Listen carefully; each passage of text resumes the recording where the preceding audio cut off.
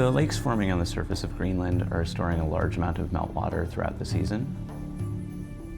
Sometimes you see really shallow, kind of lagoon, almost snow swamp sort of things, all the way up to lakes that are almost 30 feet in depth.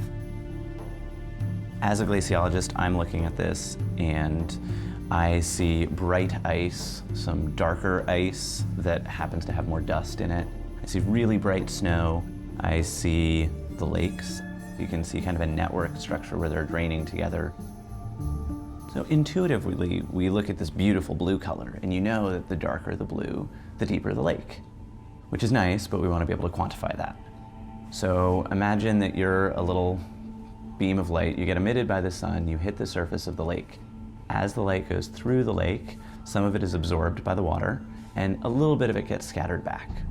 Then the light hits the bottom of the lake, and a bunch gets returned, reflected, goes back through the column of water in the lake, and that's what Landsat can see.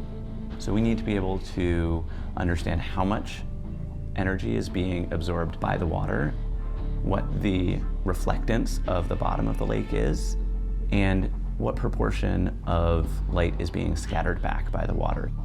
Once we have those three pieces of information and what the brightness that particular pixel is, then we can say how deep the water is in the lake there. These lakes are darker than the ice around them, so they're going to start absorbing more energy from the sun and melt more. A little bit of melt concentrates in one place and then melts more, which melts more, and it's a feedback mechanism. And when the lakes get big enough, they can force open fractures that then drill all the way down to the bed of the glacier, transporting this water to the base where it can temporarily speed up the flow of the ice. And so we're interested in the lakes because they might be important for speeding up the ice sheet.